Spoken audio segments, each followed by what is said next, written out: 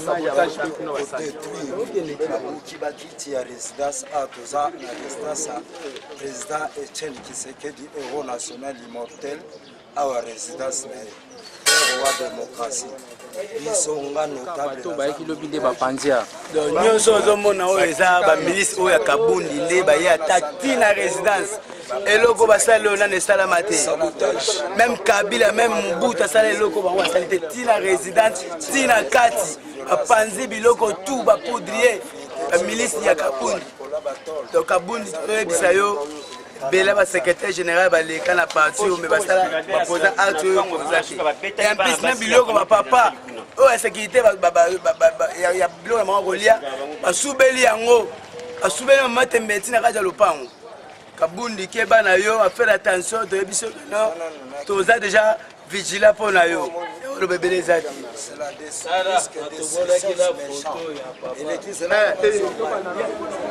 Masasi bagaz eza ko betama banini et juste à tel point que te numbi aza ko chasser ba couper ba milice à Kabundi baza ko ya na ba machette na banini l'état ba yete biso to koti awa ba membre biso ya convention bazala ki na kati awa ba garde la biso population mingi ba koti una ba ki bokota ba biso to kage porte ba forcer porte ba forcer porte ça ne va pas baquer parce que deuxième parcelle c'est toujours la parcelle il y a président ba koti kuna ba bouki porte c'est des jeep koti kuna.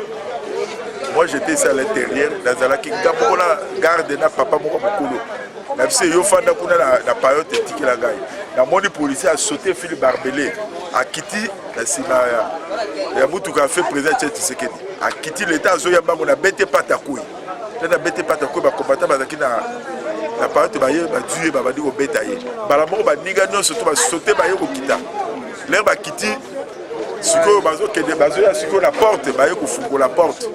Les bails qui font la porte, bazo ya boui bubiba, bazo ya bubiba bu portant.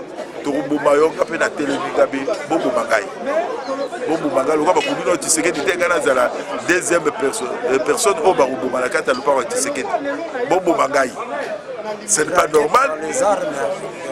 Ce n'est pas normal. Wana likolo ya daku otali likolo ya daku j'ai côté dans le bus na bagote bajo wana les raconter nabi. Remarquez.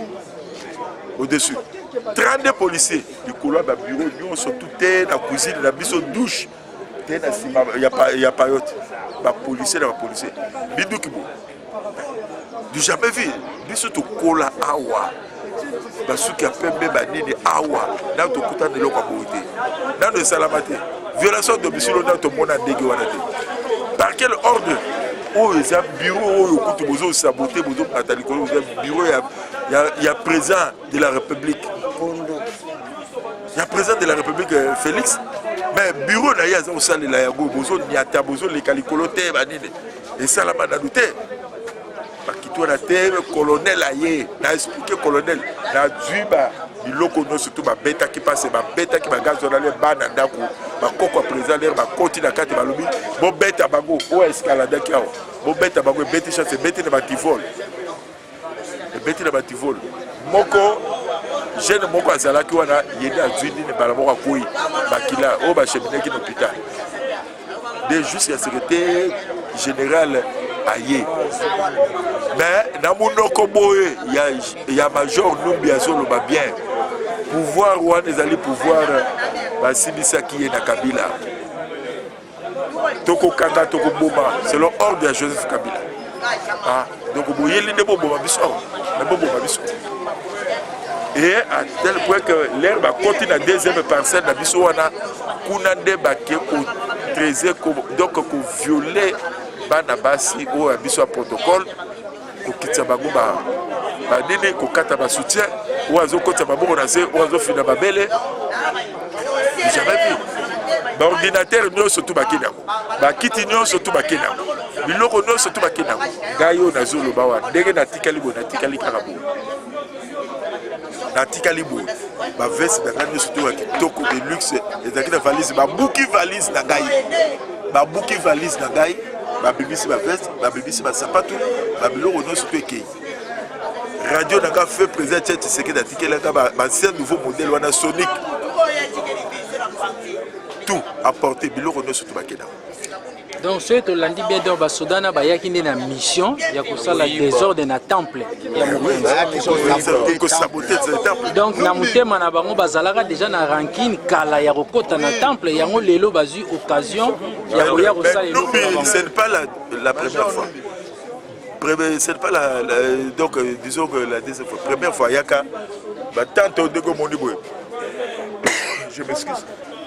Barrière ezalaka kuna atumbi kuna apadi banini abuki oyo akebuka ya se baporte biloko nyonso bakangi bagarde bakina bango après intervention aye kolibere et cette fois-ci pour la deuxième fois nde yango oyo omoni akoti apadi abuki banini makambo nyonso tu banini tout emporté le tout emporté du jamais vu oyo omona ke soda aza kosuba na biloko ya kolia oyo bacuisinière balambeli biso basumbi na bafufu na badunda na biloko ya kolia banini mpe basusu basumbi eza wana te bato bauti présence bauti kofilme yango nie bato basumbi esalama te. Est-ce que vous pouvez identifier bato yango nyonso oyo bayaki ya kosala mambo mais ye moko major ndubi azalaki wana na bapolisier na ye nyonso te donc ye moko en tête asignaki mpenza elongi na ye mona